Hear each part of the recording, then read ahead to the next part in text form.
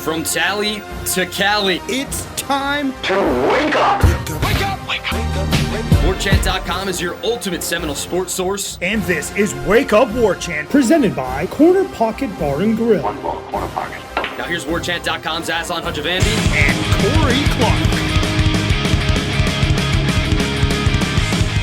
Wake up! What is up, everybody? It is Wake Up Warchant, presented by the Corner Pocket Bar and Grill. Coming up on today's show, first practice after the first scrimmage. Thoughts on that? And Derrick McLendon packing up, heading down the road into the portal. Wake Up Warchant, presented by the Corner Pocket Bar and Grill in Tallahassee, Florida. CPTallybar.com. That is the website. Why don't you check it out? Check out their daily lunch specials from 11 a.m. to 3 p.m. daily. Only $8.99. They all come with a side dish: straight fries, curly fries, tater tots, freshly fried potato chips, side salad. It's all available there for you on a side dish on your great lunch special over at the Corner Pocket Bar and Grill on Wednesdays. 5-piece chicken wing and french fries. A little bit of a curveball there, Corey. I think they got rid of the they didn't get rid of it, it's still on the menu, but they used to have the ham sandwich. But now they're like, hey, Aslan, you can come hang out on Wednesday. We'll give you some that's halal and kosher. 5-piece chicken wing, french fries, only $8.99 at the Corner Pocket Bar and Grill. Best wings in town. I said it, Corey, there. What are they going to do? You ain't lying, buddy. Order them Daytona style if you want to try something different. And also, quick shout out, Daytona style. What's that? They put them on the grill for a little bit. You cook them how you want. You say hot, medium, whatever, and then they put them on the grill, so they got that grilled kind of texture and flavor too. So these it's are really things good. That Corey man. knows as a regular. These are the things Corey knows and brings to the table for all of us. Thank you, Corey. It's what I do. Also, real quick, the Jeff Cameron Show will be broadcasting at Corner Pocket Live on Thursday. From 1 to 3 for the opening of Major League Baseball season. It's what they do every year. Bill, a big baseball fan too. So Jeff and Tom go over there for that. So go say hey. And then I believe Friday, I know, casino night, Corner Pocket. Supporting a local charity, which if I was a better host and sponsor, I would tell you what the charity is, but I forgot. But either way, I'm sure it's for a good cause. It's not just the Bill Hayes charity. It's actual charity to a good cause, casino night on Friday night. So that's always a lot of fun, too. We are also brought to you by our good friends over at Vitamin Energy, vitaminenergy.com. Use the promo code WARCHAMP, BOGO, B-O-G-O, buy one, get one free, courtesy of our friends over at Vitamin Energy that are diehard Florida State alums and fans. Next up on the menu here for me, Corey, the Burner Plus, pomegranate acai flavored, but it's also thermogenic fat burner, courtesy of the guarana seed extract in this thing. It also has tea flavonoids, so like the good stuff from tea. It's got the good stuff from raspberries, the ketones or the ketones. It's got EGCG. It's got all this good stuff, and it tastes great, and it's all in under 2 ounces. You just take a shot. You're ready to go for 7 hours, and the good thing is that whole pesky crash thing, not an issue when you drink Vitamin Energy. Check it out, vitaminenergy.com. Energize for 7 hours and more. Use the promo code WARCHANT, B-O-G-O. I was trying to find also information possibly on this casino night, but no, that's a different Corner Pocket Bar and Grill, apparently. Sorry, gang. Just go check it out for yourselves. Corey wouldn't lead you astray. He wouldn't do such a thing. Let's get to it, Corey. We took a day off, a little bit of a hiatus. Sorry, everybody. Not a lot going on. There was supposed to be a baseball game Tuesday night. Did not happen due to the weather. So you're lucky, O'Sullivan. You're lucky. I was going to say the Gators caught a break. Yeah, they didn't want an angry Florida State team coming to Jacksonville. No, sir. Practice first one after their first scrimmage of the spring, Corey. We saw Ayobami Tafasi. You want to say Ayo because it's an A, but it's I. It's Ayobami Tafasi. He's taken Robert Cooper's number and looks like Robert if Robert decided to dedicate himself to becoming Mr. Olympia. So he looks strong, physically imposing. Still trying to learn the game of football, it seems like, at least in the limited time I scoped him out. If I had to give an MVP out, though, Corey, I don't know, maybe you're going to go Tate. I'm going to go with Brendan Gant. How about Brendan Gant? Had an incredible interception in 7-on-7, and then he absolutely swallowed somebody up on a screen throw in 11-on-11, and he could have done some damage, but he's a good human being, and he took it easy on his teammate. He was flying out around there. He might actually be a contributor. He might help them win some games, as Adam Fuller likes to say. Corey, who stood out to you on Tuesday as Florida State returned to practice for Week 3 of spring football? Yeah, man, Brendan Gant's a good answer. That was a really incredible interception he made. It was 7-on-7, I think. Yeah, it was 7-on-7. goal line, well, red zone type drill. Jordan Travis is rolling to his right. So the field is cut in half. Brendan Gann is running kind of towards the sideline, towards the front pylon. And then he sees Jordan throw behind him and like stops on a dime and dives back towards the field of play and makes a really remarkable interception in the end zone. It was a, dare I say, a Telvin Smith-esque type of athletic play. I mean, they haven't had a linebacker make a play like that. And again, of course, it was March, but not in September. But that was a really impressive play by Brendan Gant. And not only did he blow up that screen you were talking about later on in practice, he also had a tackle for loss he had a couple actually tackle for losses in the 11-on-11 when the offense got down near the goal line. He came flying around the edge for a tackle for loss on one of those plays. So yeah, man, he had a really nice day. I did think, and I wrote about it after the practice. You can read it on warchant.com. I'm sure you guys are all members, but even still, if you haven't, just tell your friends they need to sign up too. Tate Rodemaker, I thought, had by far his best day of the spring, which is good because he needs to remind people I'm the bona fide clear-cut second guy. And he's still, again, the audition for number one in 2024, that's ongoing for the next 9 months. Well, really, I guess for the next 15 months, 17 months, if I could do math. That's ongoing. Who's going to be the quarterback in Ireland? All that auditioning is now. And I thought Tate, clearly, I thought he was the best of the four quarterbacks, quite honestly, on Tuesday. I thought he outplayed Jordan. Now, look, Jordan has been far and away superior through the practices that we've seen, but I didn't think he had his best day on Tuesday, and I thought Tate did have his best day. And I thought Tate ripped a couple of throws, mainly to Kentron Portier, because that's his dude. But, man, they reminded you, oh, yeah, he's got that kind of arm. He had a touchdown in the back of the end zone. He had a couple of really nice Tate-esque type of throws that we remember from August. And I thought that was good to see. I thought that was really good to see for him. I think he needed a day like that. And I just think it was probably, it's never, Norvell's not going to ever worry about number 13. He knows what he's got there. Yeah. But so if Jordan has a not as good a day as normal, I don't think he's going to worry. That's not a cause for concern from Mike Norvell. He knows what he's got there, but he does not really know what he's got in those other three quarterbacks. And I thought Tate had a really, really nice afternoon on Tuesday. Yeah, Jordan, I thought, missed some throws that we usually see him make. I think Akeem dropped a pick early on in practice that he should have had. Yeah, just stuff that we usually don't see from Jordan. No need to panic or anything. Just kind of underscoring some of the stuff that Corey talked about. I was in and out of practice doing some other stuff for the site, so I wasn't able to watch as much as Corey did. So, but I did notice that about Jordan. I didn't really see a lot of flashing out of Tate, other than a couple of the throws that you mentioned, but not like a whole sustained thing. But Mike Norvell agreed with you when you asked if that might be one of the best practices he's had here at Florida State. So, and what did he say, Aslan? Do you remember what he said when he was talking about sometimes you got to know not when to force it. You've got to take the loss and not basically the thing we always talk about with Tate. Like sometimes you've got to realize, okay, this isn't a good play call. It does not have to be a catastrophic play call. You can live to see another down. And I thought, he didn't throw any interceptions. I don't remember him even coming close to throwing another interception. All the other quarterbacks either had an interception or came close to throwing multiple ones. Not Tate. He was really safe with the ball or careful with the ball, and then also made some pretty nice throws in 11-on-11 and 7-on-7. Agree or disagree, they're seemingly giving A.J. Duffy a lot of quality reps.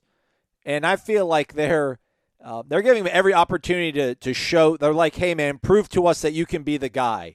I feel like they're giving him that opportunity, and it almost has like a secondary function of also letting you know maybe if you can't have it, that, you maybe need to figure out some alternate plans.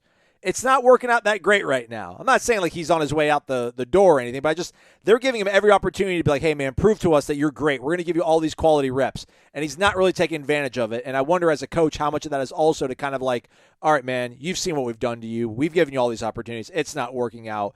Figure it out, man. We need to get a little bit more out of you. I feel like there's something going on there where they're trying to push some buttons. Do you agree or disagree with that assessment? I agree that they're trying to give him a lot of opportunities because he needs them. I mean, last year he was getting really nothing but third string reps and it's hard to really grow with third string reps. I don't think the motive would be to like prove to him, hey man, you see, you're just not it. I don't think that. I think they still believe in the guy. I think that I think they have much more patience with him and will have much more patience with him than like you and I do. But you know what I mean? Like, at least I do, yeah. Yeah, right. But I mean, I'm kind of there with you some of the times too. But I just think that they realize, unlike us, probably how hard that position is. It was funny when we were down there on the after practice. Ira and I were talking because on Tuesday they were in the IPF. So instead of being up top on the baseball field, on the baseball stadium, looking down onto practice, we're standing on the sideline, which is awesome. Love it. 15 feet. Love it. It's great. Yeah. We're 15 feet from everything that's happening. And Ira was pointing out, man, it is just so fast down there. When you're actually on the field with it, and I'm like, yeah, man, it's amazing anybody completes a pass when you're down on the field that close to you know, what is it? 9'6'4", 300-pound guys banging all around you, racing and trying to fly past you as fast as they can. And you're just supposed to be poised in the middle of all that chaos. And I just think sometimes Duffy looks like he is not poised in the middle of all that chaos. But again, we have to remember he is a freshman. He doesn't freak out, though. But he just takes way too much time. Almost like he doesn't realize, hey, man, this pocket is collapsing. You need to make a decision. I think he might be. Yeah, I agree with you. I think I would like. It's weird. I would almost like him to have a little more Rodemaker in him and like be a little more just carefree with the ball. Yeah, like trust what you see instead of worrying so much about whether making a mistake. Let it rip. See if you're seeing what you think you see. But again, I think this is more of a conversation for like in the fall and then next spring. Yeah. Because AJ Duffy, unless some things go wrong, in my opinion, will not see any meaningful reps this year. Because I think Travis, obviously, we know who the starter is, and I think Rodemaker, for the most part, this spring has been decent, and certainly the second best guy on the team. And then again, I thought Tuesday was a big step into him just basically like stiff arming Brock Glenn and AJ Duffy as if to say, don't get any ideas, guys. Yeah. I've got this. I'm number 2. You guys are battling it out for number 3, but I'm number 2. But yeah, man, you know, we try to be very honest with this show, and we are lucky enough to get to watch most of these practices. There's nothing I've seen from AJ Duffy yet that makes me think he will be a starting quarterback at Florida State. But I say that and I'll couch it, I'll qualify it, I'll say it with the knowledge that he's a freshman. He's still in his first year and a half in the system, and quarterbacks do get a lot better and can really grow from year 1 to year 3, from year 2 to year 3. So it's not like his book is written. He's Look still at Jordan in the early Travis, portions. everybody. Yeah. Well, absolutely, man. Jordan Travis, he had a coach that was willing to get fired instead of play him. Literally. Like he was like he had a coach choose Alex flippin' Hornibrook and James Blackman over him. It got fired because of those decisions. And then look at what Jordan Travis is now. So that's a great example of somebody that got so much better with more reps and just more time and experience. And so the book is not written. Yeah, and this staff and their ability to develop guys too. So we should definitely keep that in mind.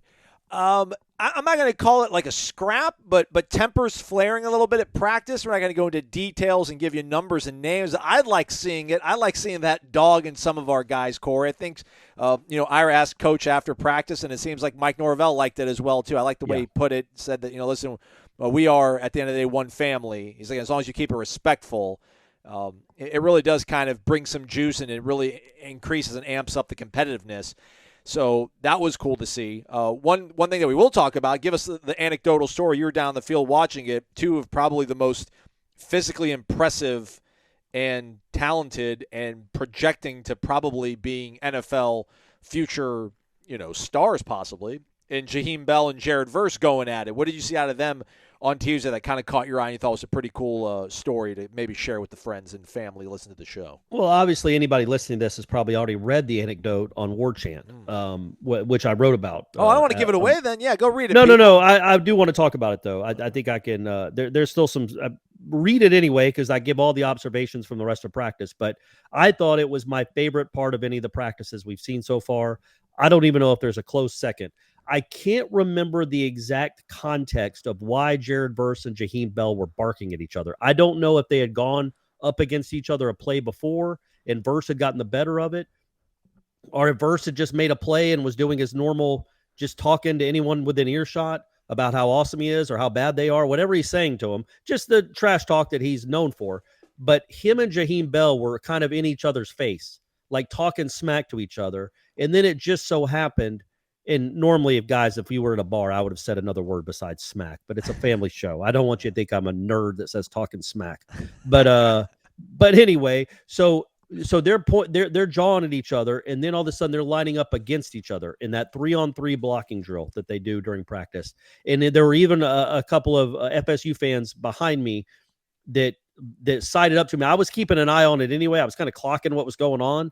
But then when I saw them line up, the guys behind me were like, hey, watch this, Bell versus Verse, watch this. Because they knew they were already upset with each other. And now they were lined up against each other.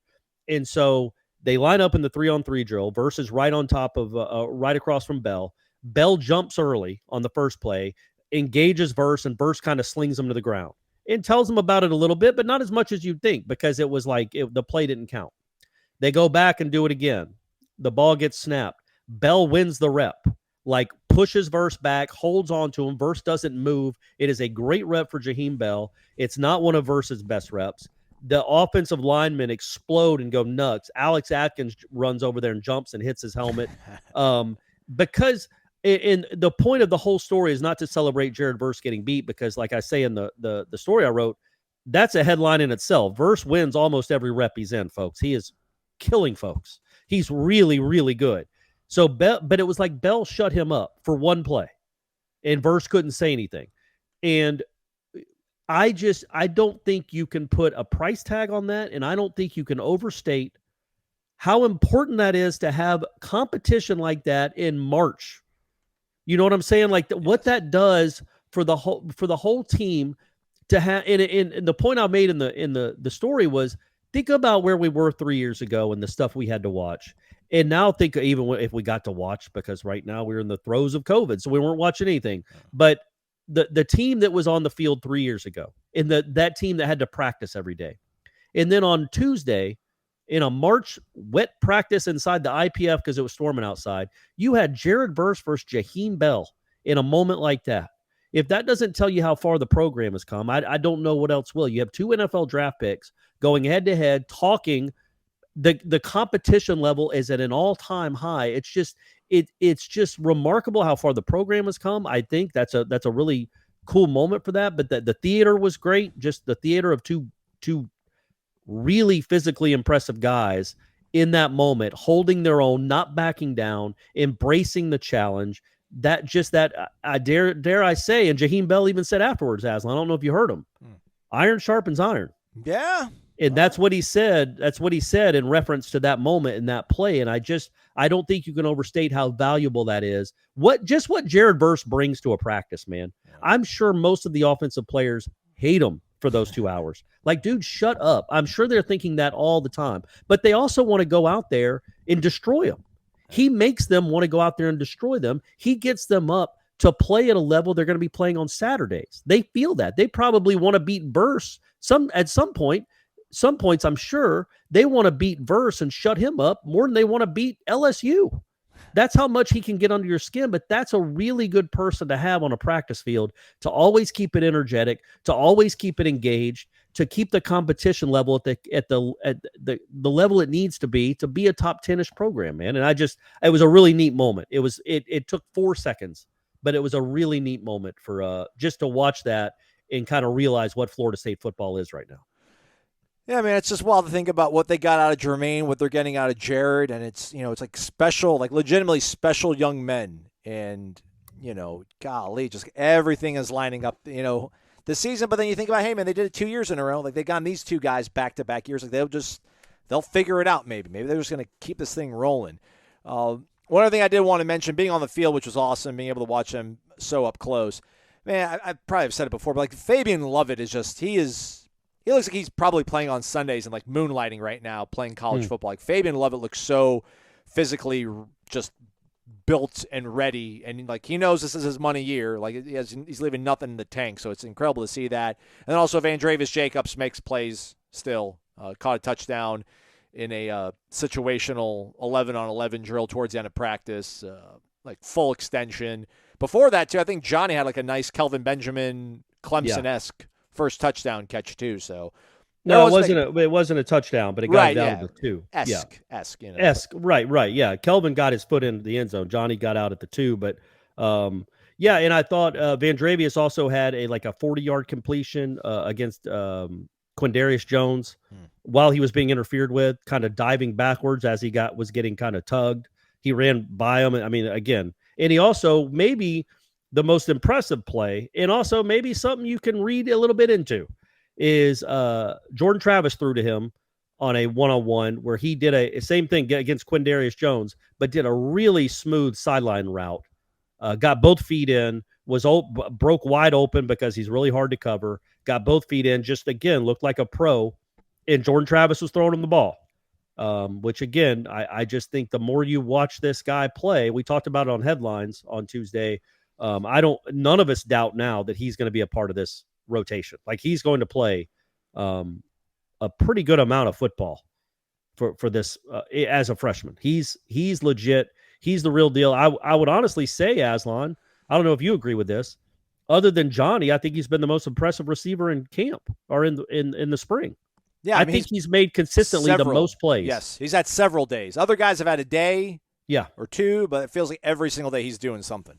Should say Kentron had a nice day on Tuesday too. Although I thought the defense dominated for the most part. Yeah. Kentron had a couple of touchdowns and different various drills. He dropped one though in 11-on-11 that he did. That was Duffy dropping a dime in there. So, and that was another thing I wanted to bring up, and I did bring it up in the observations I wrote. I don't want to give it all away, but Casey Roddick was having a tough time snapping the ball. So they brought in who's our man? David Stickle. And that was a tough moment for the offense because David Stickle's he's been here a while. The problem was he's just not, and he's a fine backup. He's a walk-on. He works hard. I'm going to say everything I need to say to couch it, but his first snap, perfect snap right to Jordan Travis's belt.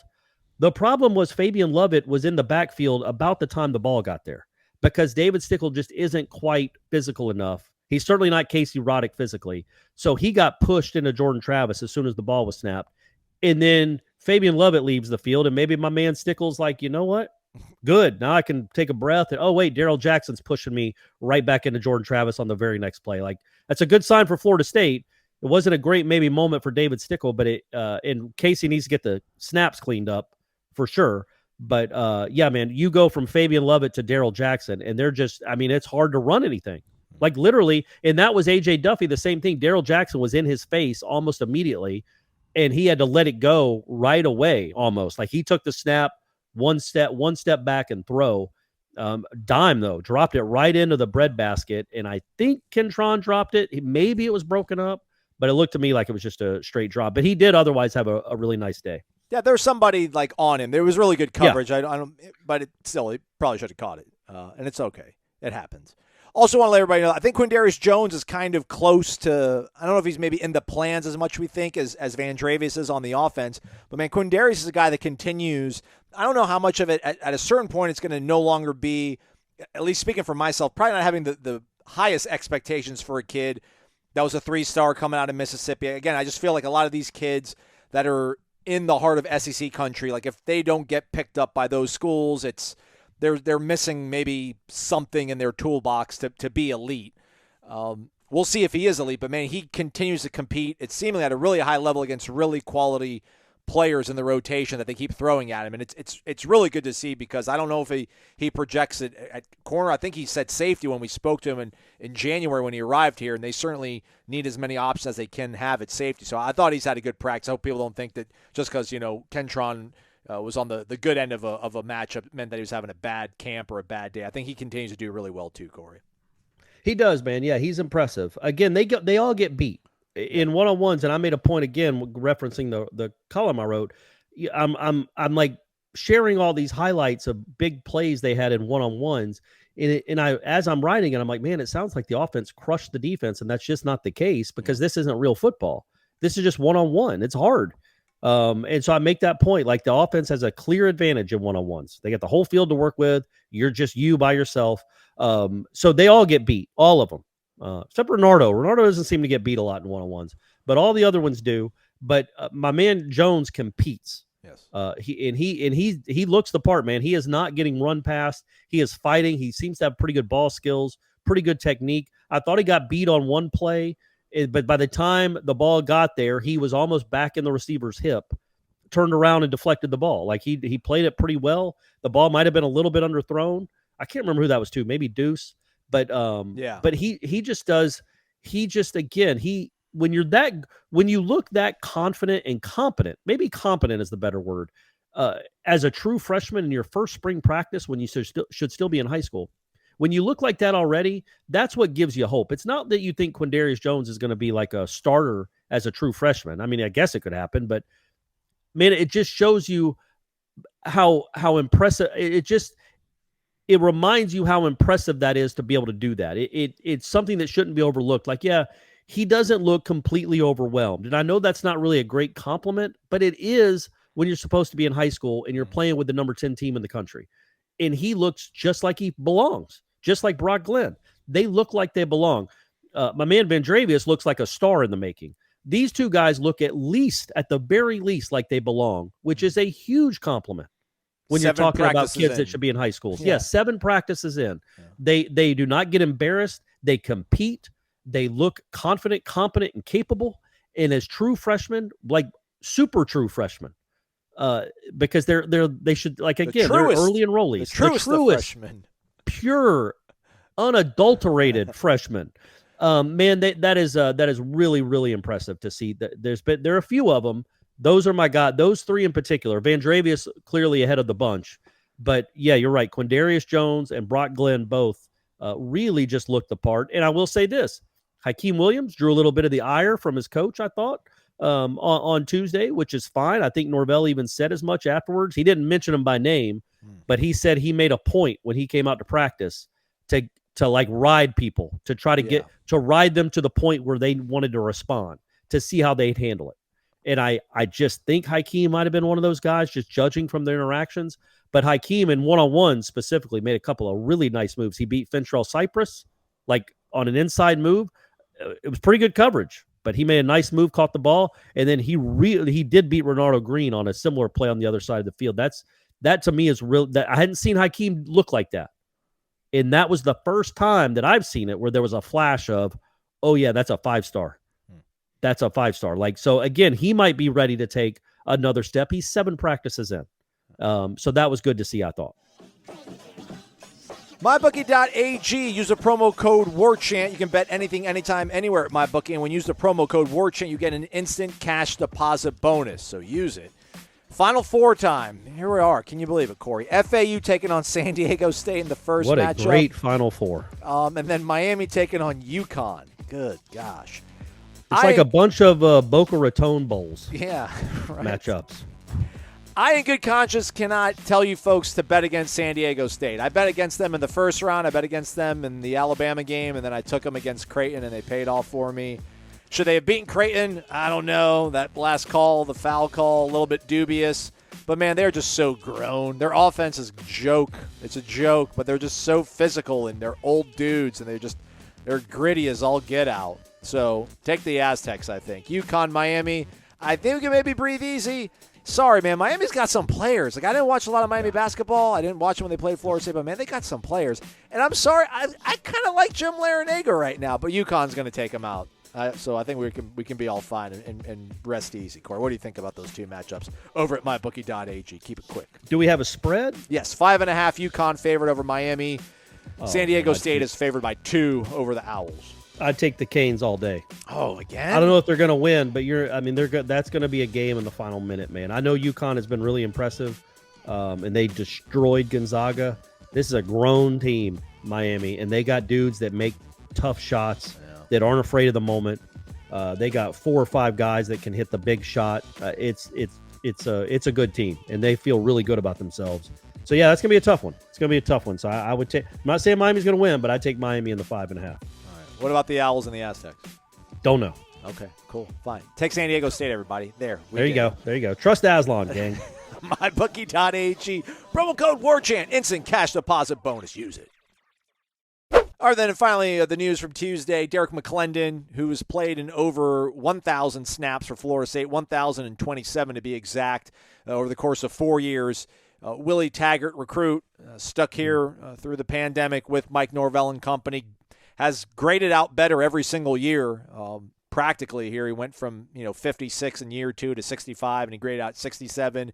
Pretty much 15th best graded out defensive player that had 200 more snaps last year. Corey, I think you can replace him in the portal, but the hope was that you were going to get something more out of Derrick. He was going to take a step because again he'd improve year over year. So I find this disappointing. It's not a mortal blow to the hopes of Florida State's goals in 2023, but he's certainly more than just depth. I mean, he started like 12 games for them last year, so very surprised, although we'd kind of heard some murmurs about it, but it doesn't really add up to me, man. Shout out to Mike Norvell for answering the question, though, and he doesn't like answering questions about transfers and injuries, but I thought that was the most kind of civil, buttoned-up answer he put, and it sounds like Derrick probably didn't like his opportunities here because he mentioned, I think Norvell mentioned something, Corey, about like there's going to be a lot of competition here. So that kind of sounded like, he wasn't all about that. So at least that was my interpretation. I thought with the way he talked about this era of college football, that maybe it had something to do with off the field stuff and like maybe what teammates are getting that you want. I don't know. I don't know. I don't have any inside knowledge about it. But the way he answered it right off the bat, and I'd encourage everyone to go watch the whole Mike Norvell interview from Tuesday's practice. But that was the very last question, and I just reading between the lines, it seemed like he was maybe talking about something specifically that is a new, is something new about college football, which to me would be, we all know what that is. So anyway, what I would say, and I agree with you, it's not good. Yeah, it's not a death blow. It's a guy that what he is. He's a decent college football player, nothing more. And even if he took another step, that's what he was going to be. If he was going to be a star, it would have happened by now. But he could be a starter, and he was. And he does provide you depth. And you had 4 guys that you liked there. Now you only got 3. So that is it. I mean, somebody might step up, sure. But right now you have 3 proven guys. And that's not a lot. So that, it's not as big a loss, obviously, as Jamie Robinson.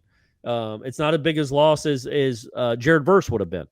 But it is a loss. So I will be very interested in what they do come the middle of April when the portal opens back up. Because to me personally, looking at this, you might need to go get one. Yeah. And you can certainly offset that loss. There will be Derrick McLendon's in the portal. Yes. You can go get you another Derrick McLendon. Not the Derrick McLendon, right, but you can go get somebody that can produce like Derrick McLendon did. He was not a unicorn. But you would have thought him being here year 3 or year 4 with this staff, he's much better positioned to take a step than a guy you're going to get out of the portal in May. Well, it's when you look at it just from his perspective, like what better opportunity is he going to have? Yeah. The other top 10 teams, I don't think, are going to be calling for Derrick McLendon. Yeah. So what other opportunity is he going to go have at a program of this prestige and a team this good, where he's going to get starter reps? Like I just don't see that happening. It seems, I don't know what the situation was specifically, but it certainly, to me, seems short-sighted on his part. I'm not trying to kill the kid. He is an FSU grad, and Mike Norvell pointed that out. He's a grad student. He did graduate from Florida State. He has a degree from Florida State, so he is a Nole. It's just, your last year, you have a chance to be on a championship caliber team, playing a lot. Maybe you don't play 700 snaps, but you're going to play a lot. You're going to be a part of this team. You're supposed to be a part of this team. All your guys that you've grown up with for the last 4 years are all here. You went through all those downtimes to get to this, and then you bounce. Yeah. This will be something that I think is I don't know specifics It is disappointing though that he would leave with one more year left because he was going to play. It wasn't going to be that he wasn't going to play. I mean, maybe Patrick Payton had passed him, sure, but they don't play defensive end. Well, Jermaine Johnson, I guess, played every snap, but most defensive ends don't play every snap. He was going to get a lot of playing time on a program that he's grown up with, a program that he's been committed to since he was probably 16 years old. And now he's off in the portal, like having to figure out where he's going to play. I don't quite understand it from his perspective. Even if the playing time was going to be down a little bit, he was still going to play a lot on a really good team. And I just don't know that his options are going to be of the Florida State caliber now that he's in the portal. But that's Derrick McLendon's issue. This isn't wake up Derrick McLendon. It's actually wake up. It is wake up, Derrick. Say that you Come want on, to stay, Derrick. man. What are you Why are doing? you leaving? Come on. Makes no sense. But for Florida State's football program perspective, I think that I was already a little worried. I mean, I know they brought in Gilbert Edmond from South Carolina, but I still thought. Which, by the way, I'm sorry, real quick. By the way, and the two common opponents, Clemson and Florida, that South Carolina and Florida State had last year, McLendon graded out better in both those games than Gilbert Edmond did against those same opponents. Yeah. You look, I think they're very similar players, production-wise, and they're both old. So you kind of know what Gilbert Edmond is too. He's a nice player. He's a solid player. He's not great, just like Derrick McLendon. I think you can go get another solid player in the portal. Yes. Maybe there's a great one that floats out there in April, and nobody. This won't be a sad day for Florida State, but you just don't know. You don't know if they're planning to do it. I would assume if a great defensive end jumps up on the radar, that it gets in the portal that they think can play, they'll go certainly give them a look-see and see if they want, because I think there's a hole there now. I think there's a hole, and maybe come whatever it is, September 2nd in Orlando, it will end up being not a bad thing that Florida State went and got another defensive end. But right now, for Florida State's sake and the way the roster looks like right now, they have to me some depth issues at defensive end. I think you absolutely do. Four good ones, and I think you have two good ones, one pretty good one, and you don't know who the fourth is going to be right now. So, but the portal is open. The portal will be open soon enough. How much you think? We mentioned we probably have a pretty good idea of what Derrick is, and the fact that Coach Fuller said that he thinks Gilbert is he's like the furthest away from his ceiling out of anybody. Like, how much of the onus now is on Adam Fuller and John Papuchis to really turbocharge any kind of development they can get out of Gilbert Edmond? Because, again, you're talking about like Aaron Hester, you're talking about Lamont Green Jr., after these upperclassmen at defensive end. And the JUCO kid, right, that came in with this class? Yeah, that got Jaden hurt Jones, last year? Yeah, Jaden Jones, who's being kind of he's banged up right now. They're bringing him along slowly, I guess is probably the most diplomatic way we could say it. There's some guys there, but I just, again, nothing proven. I mean, sure, that Edmond all of a sudden becomes a really important piece. Byron Turner, sorry, we forgot about Byron Turner. He seemed to be the guy that profited the most out of Derrick's absence on Tuesday. So maybe he doesn't physically look to me. He does not physically look nearly as developed as Derrick does. I don't think he's got nearly the weight on his frame that Edmond does either. So that's going to be the big kind of what his biggest problem is, Aslan, I think? Byron Turner overdrive, what his biggest problem is? What's that? The number. Okay. I thought you were going to make like a song lyric. No. Oh, yeah. He's I can't even think of a Bachman Turner. Golly, come on, Clark. Slow Ride or something? No, that's Foghat. Sorry. It's his number. Oh, you ain't seen nothing yet? We haven't seen anything yet. There it is. We haven't seen anything yet that's from him, right. That's his theme song. That's Byron Turner Overdrive's theme song. But he's 54, right? Yes, correct. That's not a great number for a defensive end. That's a linebacker's number, right? If anything. I mean, I think 55 could be a good defensive end number. The great late Derrick Thomas wore number 55. Yeah. But yeah, man, 54 is an awful number for a defensive end. Right. I want either single digits or I want repeating digits.